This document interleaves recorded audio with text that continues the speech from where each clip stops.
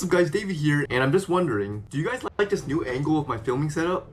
Or should I revert to my old one? I personally like this one a lot more. I mean, it showcases this magical shelf full of incredibly childish items that I still have not grown out of. Let me know in the comments below. Anyways, today I have a story time, and this is actually the first story time I have ever told on this channel, or ever on YouTube I should say. So when titling this video, I ran into a massive debate on which title I should use. My first option was my least favorite teacher actually saved me, and my second option was my least favorite teacher ended up doing me a huge favor. So at first I kind of wanted to exaggerate it a little bit, because after all, an outrageous title is what gets the clicks, right? Well, yeah. Honestly, that's probably the route I should have gone. But as all you guys know, I have a moral objection to clickbaiting. So yeah, I decided to stick with a more direct title. I didn't think it's very necessary to mislead people to think this is a life or death situation, because it's not. Now, before I actually tell this story, I kind of want to give you guys my 3 intentions of actually making this video.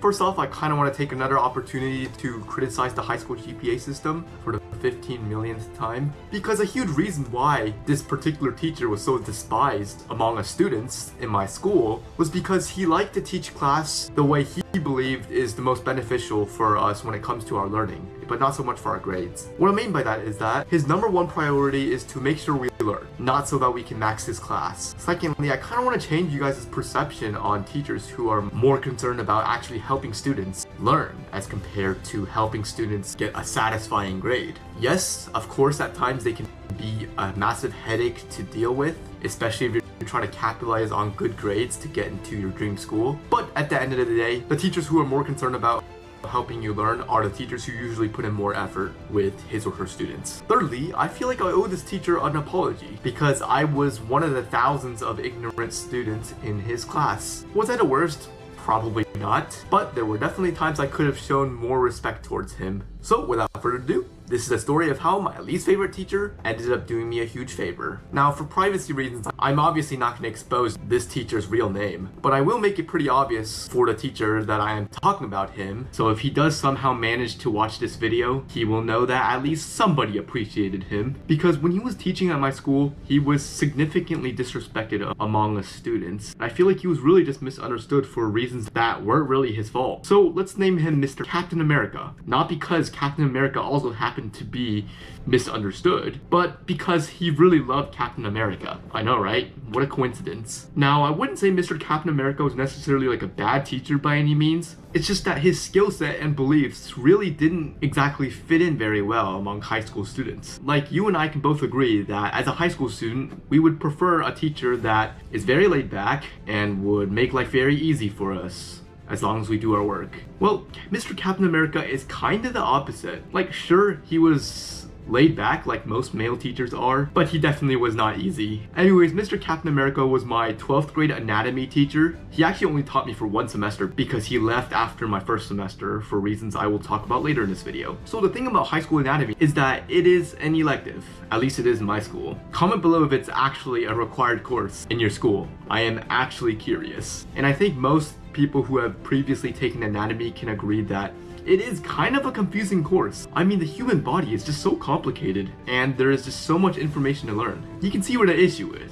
right? Unfortunately, since this is an elective course, nobody really wanted to take it seriously, since again, a high school elective is usually perceived to be a free A. But of course, Mr. Captain America did not see it that way. He wanted to teach this class as if it's a college course, and he expected us to learn like college students, which kind of makes sense. I mean, in reality, we're mostly either 1 year or 2 years away from college anyways. But of course, the mentality of a high school student as compared to the mentality of a college student is completely different. I know, our minds can change so much in 1 year. Anyways, since Mr. Captain America wanted to teach his class like it's a college class, of course he's gonna treat us like college students. So he strongly discourages us from copying word for word from PowerPoints, but he also did some things that college professors really don't do. For instance, he would make us put our phones in our backpacks before class so that we're not distracted by them, which I mean is very responsible as a teacher to do, but I think you can see why students don't like him, me included. But looking back at it, I honestly really appreciate appreciated his efforts. I mean, he really just wanted to take the extra mile to make sure we're not distracted in his class, which is admirable because he's not really getting paid extra for this. He's doing it out of his own generosity. And it's not like he demanded us to turn in our phones either. Now, some of his methods to prevent our students to take advantage of his class were a bit controversial, like how he made a kid reach into his pocket to make sure his phone was not in his pocket, which at the time was apparently illegal, and that kid actually decided to notify authorities for that. But come on, name one teacher that has zero flaws. I also must add that he very rarely actually takes away people's phones, and when he does, it's usually because the person